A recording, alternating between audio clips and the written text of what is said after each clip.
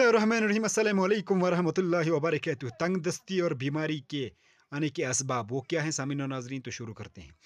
तंग दस्ती और बीमारी वगैरह आने के असबाब। नंबर एक, खड़ा होकर पानी पीना। खड़ा होकर पानी पीना, फकीरों को झिड़कना, मस्जिद में दुनिया की बातें करना, नंगे सर खाना, बुजुर्गों के आगे चलना, बुजुर्गों के आगे चलना, औलाद को गाली देना, झूठ बोलना, सुबह के वक्त सोना, शिकस्ता कंगी से इस्तेमाल करना, मतलब टूटी हुई कंगी का इस्तेमाल करना, नंगे सर बैतुल खुला जाना, मतलब नंगे सर बाथरूम वगैरह में जाना, नमाज कज़ा करना, नमाज का कज़ा करना, गाना बजाने में दिल लगाना, गाना बजाने में दिल लगाना, खड़े होकर लिबास पहनना, खड़े होकर लिबास पहनना। सामीन आगे भी चलते हैं। सामीन नाज़रीन, अगर ये वीडियो आपको पसंद आएगी तो हमारे चैनल को ज़रूर सब्सक्राइब करें ताकि ऐसी वीडियो मिलती रहेंगी, और सवाब की नीयत से इसको शेयर भी करें, लाइक भी करें, कमेंट में ज़रूर अपनी राय का इजहार भी करें। आगे चलते हैं।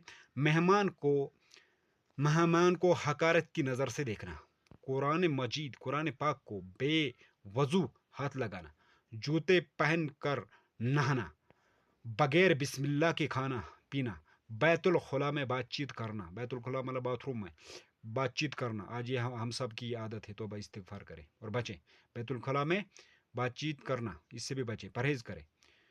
बैठ कर अमामा शरीफ बहाना, बैठ कर नहीं, वो खड़ा होकर बांधना है।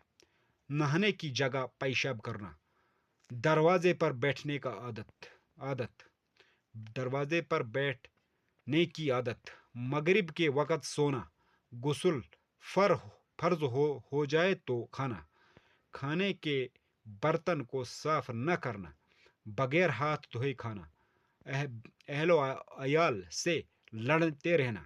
तो सामीन और नाजरीन, ये थे अमाल। अगर हम ये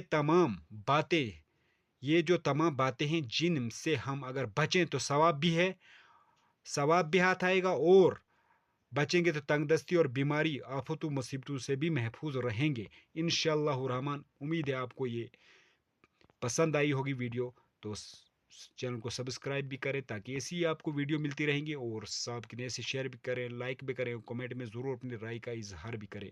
अपना ख्याल रखें। अल्लाह हाफिज़, जज़ाकल्लाह।